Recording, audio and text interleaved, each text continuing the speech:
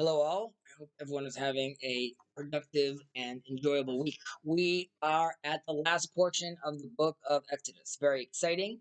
And we are wrapping up with the climax, the crescendo, the actual construction of the tabernacle, which we've been discussing for the last few weeks. Excuse me. The name of the actual portion is Pekudei, which translates to amounts of, but in context, it's the accounting of all the elements that were required for the tabernacle, including the monetary donations. So we want to account for all of this.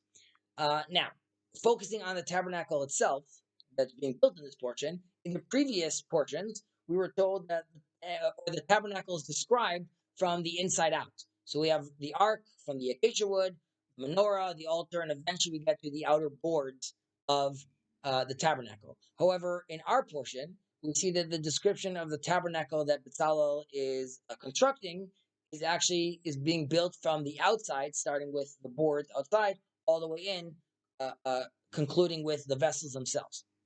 Now, the Talmud tells us that God told Moses, "Go and tell Bezalel to make me a tabernacle, ark, and vessels."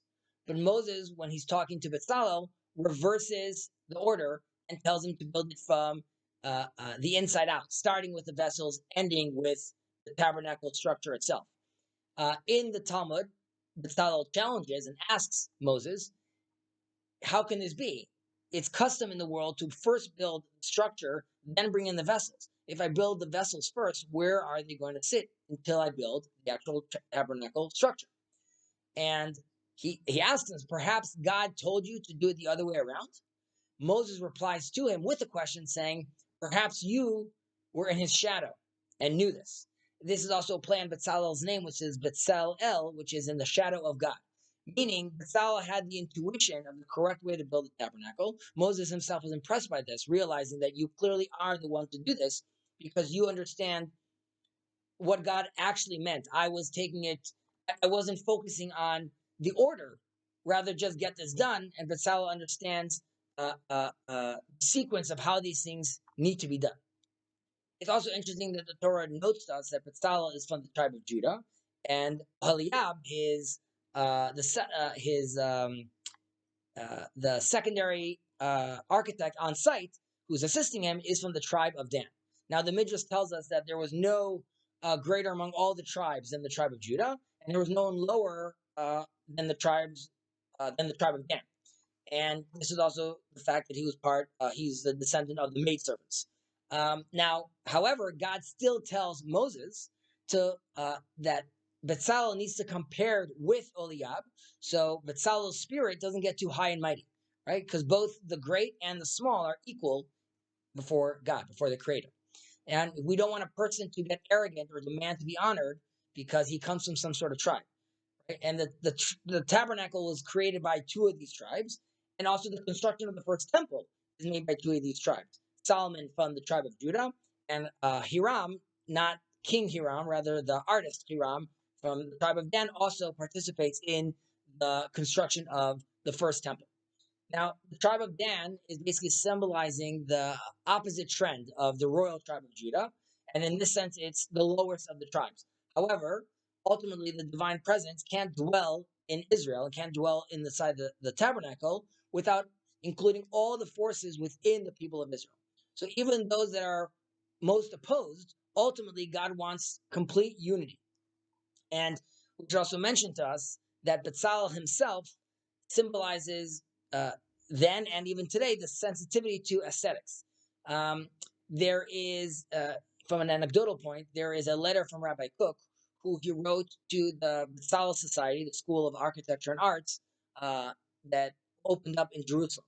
And at that time, historically, the Turks were in the land, and there were many existential tasks awaiting for completion that Israel had to take care of. Many, many things on the hierarchy that they needed to take care of. But against this backdrop, the Rabbi Kook praised the establishment of the school, and he was saying that engaging in something secondary to the principle, right, which is, let's say, the establishment of the country, protecting our civilians, indicates real life. The fact that we are even focusing on this shows that there's real life over here. And there can't be a true revival without a cultural revival alongside it. And the fact that in today we have the sensitivity of beauty and aesthetics is another sign that the revival Israel is going to is actually a true revival. And when we say the Shema, after we recite the Shema, we also say a continuing verse, which is God is true and firm and established and enduring and righteous and faithful and beloved and cherished and good and beautiful. Now, some say that because beautiful is at the end of this verse, that they should be separated. However, if you note the letter Vav, or in English and, it appears in each one of these words. And it's to show that everything is a single unit and it all connects to the truth. Hence, the truth itself must also be beautiful in its own way. And I think it's very important to learn a lesson from this weekly portion that when we work as a unit, when we work together, when we are fully expressing and utilizing the forces and talents that we all have, that way we could achieve real unity. We could create something that God Himself would want to dwell into. And this doesn't mean a structure itself; it also means us as people talking together, communicating properly as well. And by doing so, there's a certain sense, just like when God was creating the world, when things work in unison, when things work well together, there is a beauty to that. And uh, uh, if we could only manage to do so, we too could be seen in God's eyes as beautiful, worthy of His love, and worthy of His redemption. I wish you all a Shabbat Shalom. Take care. Stay safe.